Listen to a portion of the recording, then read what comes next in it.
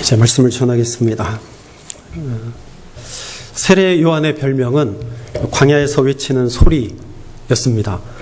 그가 이사야의 글을 인용하면서 광야에서 외쳤기 때문일 것입니다. 세례 요한의 주 사역은 세례를 베푸는 것이었습니다. 세례 요한에 대해서 사복음서에서 다 언급하고 있습니다. 그리고 세례 요한의 사역이 예수님의 사역과 관련해서 나타나고 있기 때문에 그의 역할이 굉장히 중요한 것을 우리가 알 수 있습니다. 중요했던 것을 우리가 알 수 있습니다. 세례 요한은 예수님의 사역이 시작되기 바로 직전에 그의 사역이 시작되었습니다. 그의 사역은 예수님의 사역이 곧 시작될 것임을 나타내 주는 것이었습니다.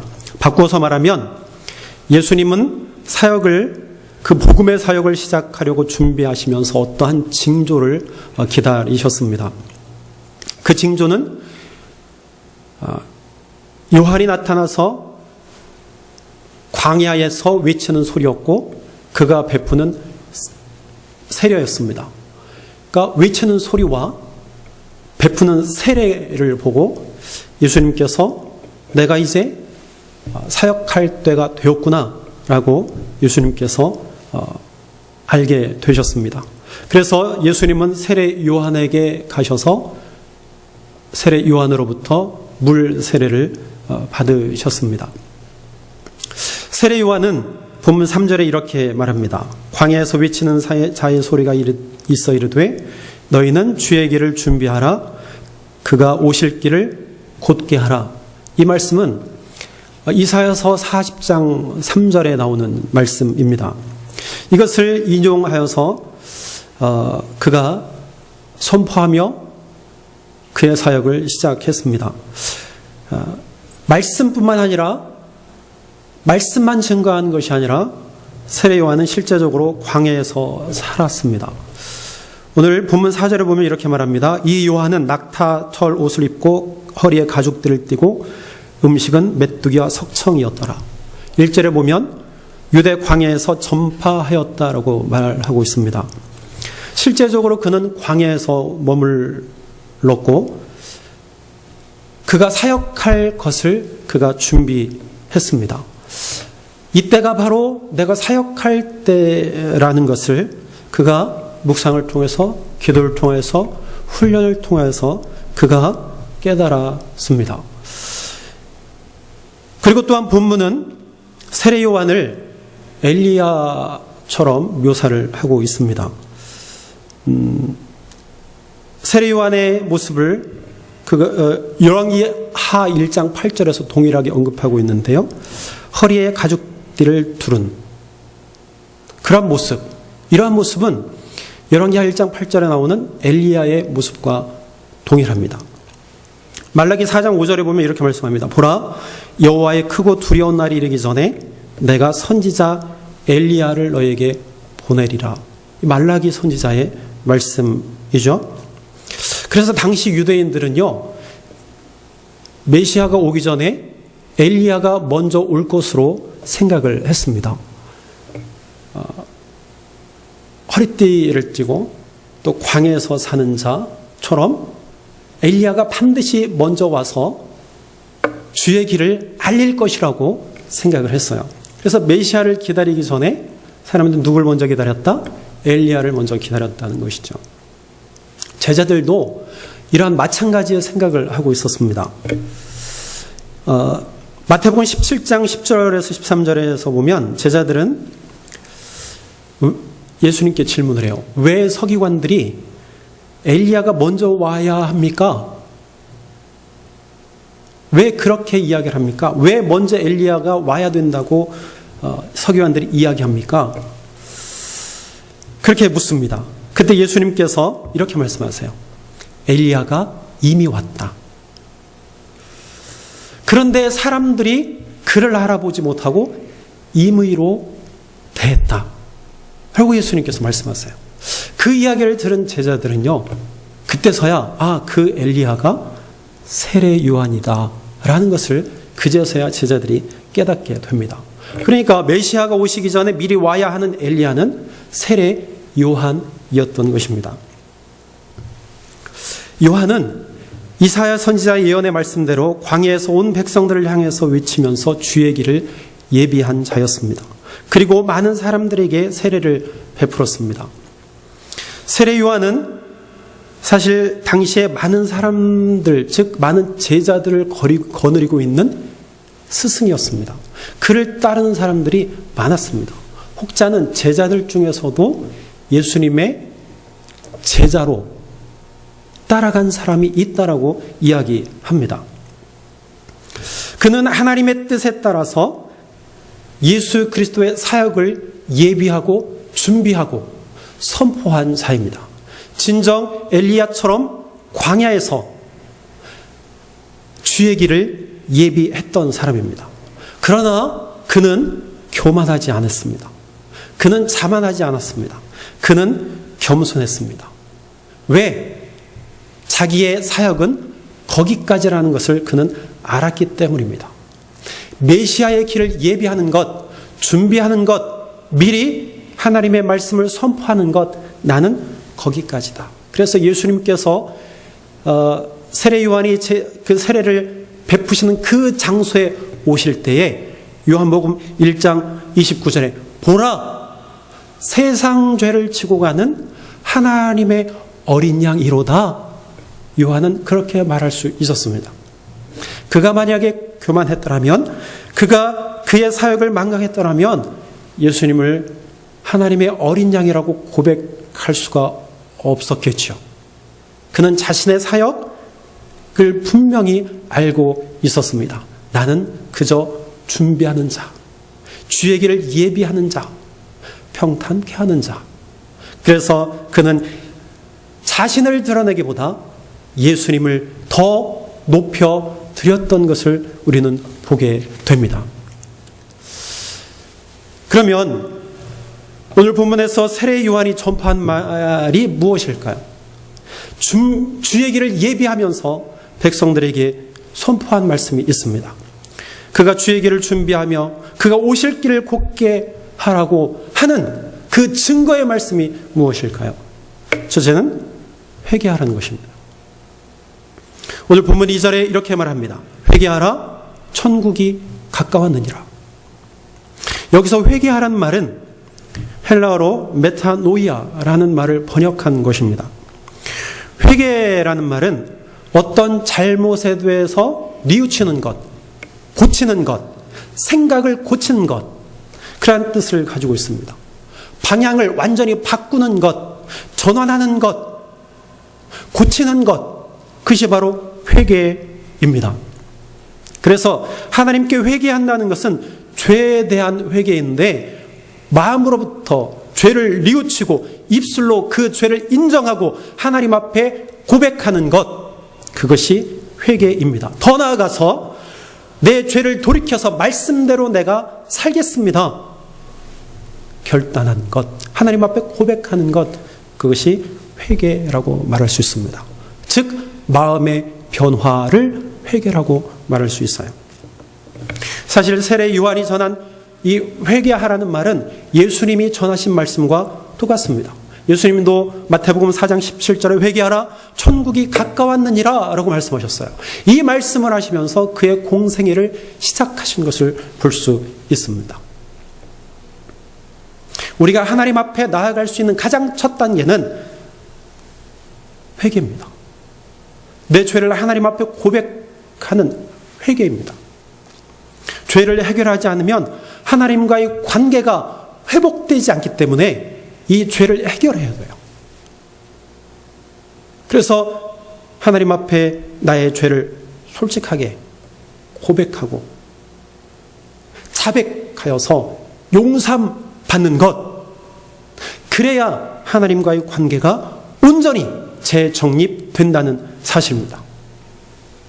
하나님은 우리가 하나님께 죄를 고백하면 하나님은 반드시 용서해 주십니다. 죄를 용서해 주십니다. 그것이 바로 뭐예요? 신학적인 용어로 칭의다 말합니다. 시편 32편 5절에 내 허물을 여호와께 자백하리라 하고 주께 내 죄를 아뢰고 내 죄악을 숨기지 아니하였더니 곧 주께서 내 죄악을 사하셨나이다. 내 허물, 내 죄와 죄악을 자복하고 숨기지 않고 하나님 앞에 말씀드리면 하나님은 용서하십니다. 하나님은 회개하는 자의 죄를 숨겨주시는 분입니다. 또한 요한일서 1장 9절에도 만일 우리가 우리 죄를 자백하면 그는 미쁘시고 의로우사 우리 죄를 사하시며 우리를 모든 불의에서 깨끗하게 하실 것이라고 분명히 말씀하십니다. 솔직하게 자신의 죄를 그리고 우리 자신이 죄인임을 고백하고 인정하는 자를 하나님은 깨끗하게 하십니다. 그리고 하나님은 그 사람을 하나님의 자녀로 인정하십니다. 그래서 하나님을 아버지로 부를 수 있도록 우리에게 권능을 허락하십니다. 하나님을 아버지, 나의 아버지로 부를 수 있도록 우리 은혜를 베풀어 주신다는 사실입니다. 세례 요한의 회개하라는 말을 듣고 많은 사람들은 자기의 죄를 자복하고 요단강에서 요한에게 세례를 받았습니다. 여기서 말하는 세례는 물 세례입니다. 이것은 자신의 죄를 고백하고 회개하였을 때 내가 깨끗함을 받았습니다 라고 하는 표시, 즉 상징으로 받는 것입니다. 이것은 이제는 내가 새로운 삶을 얻었습니다. 내가 이제는 거룩한 삶을 살아가겠습니다 라고 고백하면서 내가 받는 것이 물 세례입니다. 요한이 베풀었던 이 물 세례는 기독교 역사의 흐름 속에서 없어지지 아니하고 계속적으로 지켜내어져 온 거룩한 예식입니다. 그래서 오늘을 사는 우리들도 교회에 출석하고 또 하나님의 은혜를 경험하고 죄를 고백하고 죄 용서함 받고 난 이후에 개교의 지도자인 목사로부터 세례를 받습니다. 모든 분들이 세례를 받으셨을 줄로 알아요. 그러나 회개의 상징인 이 물 세례는 기독교에 있어서 매우 중요한 예식임에는 틀림없지만 그것이 중심일 수는 없다는 것입니다. 물 세례가 필요하지 않다거나 물 세례를 폄훼하기 위해서 말하는 것이 아닙니다. 물 세례는 예수님도 받으셨고 제자들도 받으셨고 교부들도 받았고 2000년 기독교 역사에 있어서 세례 예식은 끊임없이 진행되어져 왔습니다. 거룩한 예식입니다.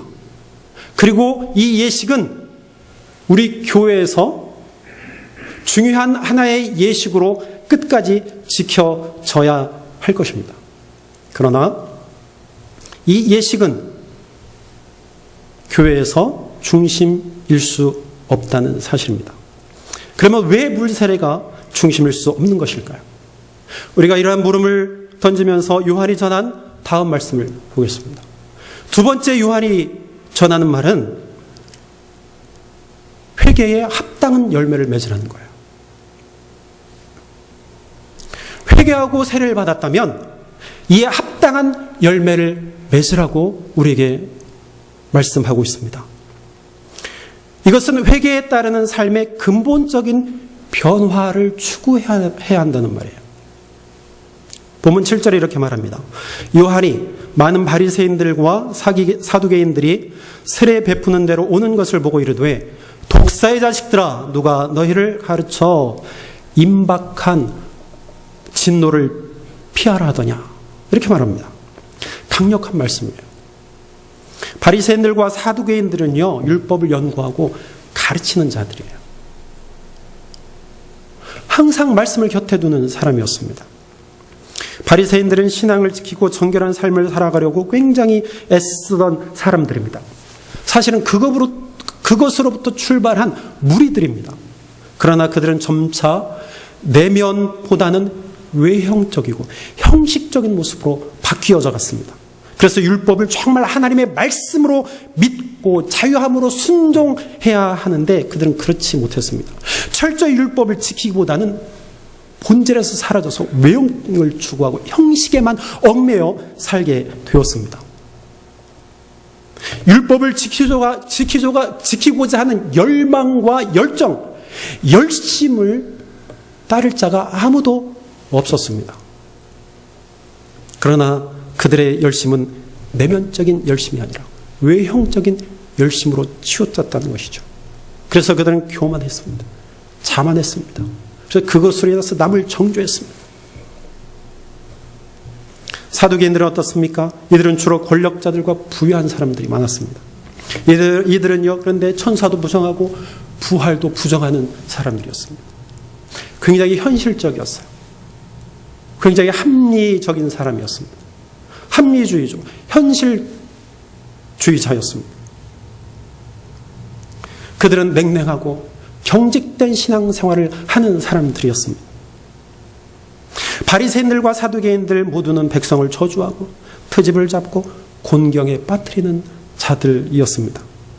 이들을 향해서 세례 요한은 독사의 자식들아 신랄하게 비판합니다. 아주 거친 말을 쏟아냈습니다. 그러면서 너희들이 먼저 회개하고 합당한 열매를 맺으라. 그러면서 이런 말을 합니다. 본문 10절에 이미 도끼가 나무 뿌리에 놓였으니 좋은 열매를 맺지 아니하는 나무마다 찍혀 불에 던져지리라. 하나님의 심판을 말씀하는 것이죠. 삶 속에서 전혀 열매를 맺지 못하는 자들을 향해서 세례 요한은 단호하게 아브라함을 너의 조상이라고 생각하지 말라. 너희가 속으로 그렇게 생각하지. 그러나 전혀 그렇지 않다. 내가 이 돌들로도 아브라함의 조상이 되게 하리라. 열매 없는 삶을 살지 말라고 경고하는 말씀입니다. 그러면 세례 요한이 전한 하나님이 기뻐하시는 회개에 합당한 열매를 맺기 위해서 우리에게 더 중요한 것이 있는 것인가요? 물세례 이외에 더 중요한 것이 있습니까? 앞에서 물세례가 중요한 예식이긴 하지만 기독교의 중심이 될 수 없다고 말씀드렸습니다. 그 이유를 말씀드리자면 물세례보다 더 중요한 것이 있기 때문입니다. 그것은 바로 성령과 불세례가 그것이라는 거예요. 물세례보다 더 중요한 것, 성령과 불세례입니다. 본문 11절에 이렇게 말합니다. 나는 너희로 회개하게 하기 위하여 물로 세례를 베풀거니와 내 뒤에 오시는 이는 나보다 능력이 많으시니 나는 그의 신을 들기도 감당하지 못하겠노라. 그는 성령과 불로 너희에게 세례를 베풀 것이다. 성령과 불은 같은 의미로 쓰였습니다. 성령과 불로 세례를 받으면 우리는 확실하게 우리의 삶 가운데서 열매를 맺을 수 있습니다. 성령과 불 세례는 요한의 물 세례보다 훨씬 근본적인 세례입니다. 기독교의 중심 세례가 바로 성령 세례고 불 세례인 것입니다. 사도행전 2장 1절부터 보면 오순절 성령 강림 사건이 나옵니다. 예수님께서 부활하시는 이후에 예루살렘에 있는 마가의 다락방에 120명의 문도들이 모여서 하나님 앞에 기도했습니다. 하나님 앞에 열심히 기도할 때 그곳에 성령이 바람과 불로 임했습니다. 예수님의 부활을 경험하고 성령 세례를 그들이 그곳에서 받았습니다.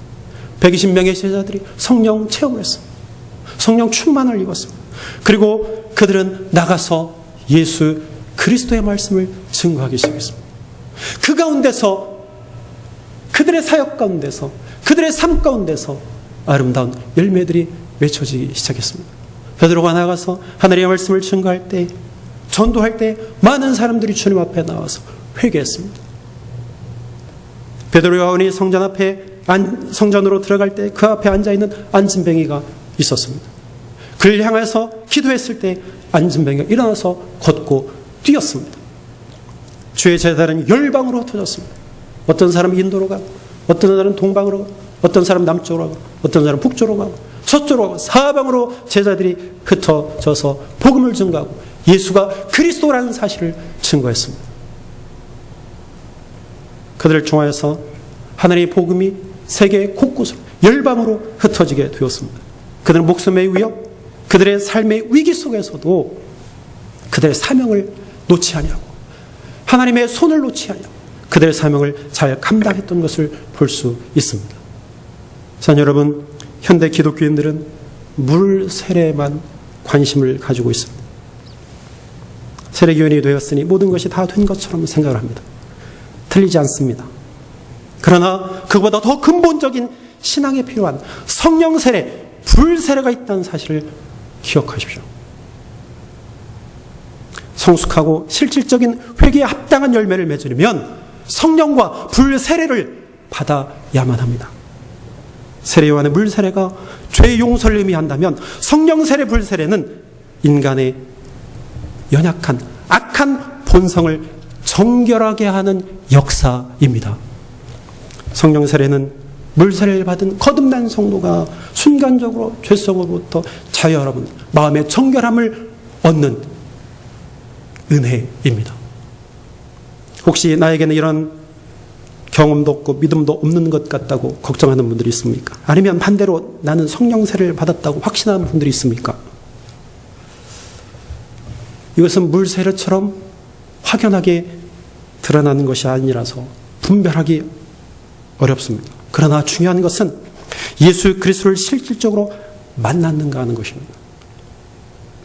그분은 하나님의 아들이시고 이 땅 가운데 오셔 죽으시고 부활하셨으며 하나님의 보좌 우편 앉아 계시다가 살아있는 자와 죽은 자를 심판하러 다시 이 땅 가운데 오실 것을 믿는 믿음, 그것이 참 중요합니다.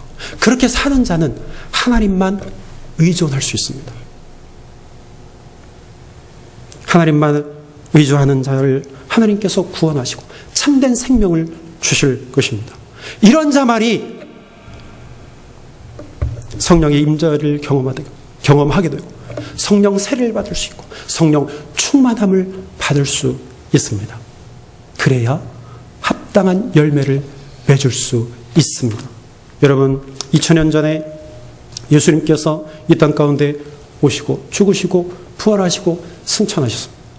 그리고 그 예수님은 다시 이 땅 가운데 오시겠다고 분명히 약속하셨습니다. 사랑하는 여러분, 예수님은 반드시 다시 오십니다. 천국이 가까워 있습니다. 회개하라. 그리고 회개에 합당한 열매를 맺으라는 세례 요한이 증거한 말씀을 우리는 깊이 새겨야 합니다. 본문 마지막 12절에 이렇게 이야기합니다. 손에 키를 들고 자기의 타작마당을 정하게 하사 알곡은 모아 곡간에 들이고 죽정이는 꺼지지 않는 불에 태우시리라. 이렇게 말씀합니다. 다시 오실 예수님은 키질을 하실 것입니다. 그때 죽정이는 나라가 불 속으로 들어가지만 알곡은 남겨져 곡간에 들어가게 될 것입니다. 우리에게 중요한 것이 무엇입니까? 죽정이가 되느냐, 알곡이 되느냐입니다. 성령 세례, 불 세례를 받는 자는 삶에서 풍성한, 풍족한 열매를 맺어서 하나님 앞에 영광을 돌리고 하나님 앞에 기쁨을 드릴 수 있습니다. 성령과 불 세례는 새로운 생명을 경험하게 하고 최후 심판을 이길 수 있게 합니다. 물 세례보다 더 중요한 성령 세례, 불 세례, 그게 본질입니다. 자, 여러분, 성령 세례 받아야 됩니다. 불 세례 받아야 됩니다. 받으신 여러분들이요, 삶의 열매를 맺으시길 바랍니다. 그리스도의 영광 드러내시길 바랍니다. 하나님의 영광 드러내시길 바랍니다. 예수가 그리스도다. 예수님이 그리스도다. 그분은 반드시 이 땅 가운데 다시 오신다는 사실을 분명히 확신하시고, 그런 확신하는 자만이 삶의 아름다운 열매를 맺게 될 것입니다. 기도하겠습니다. 하나님, 주님 다시 오실 날을 고대합니다. 오늘 바울이 우리에게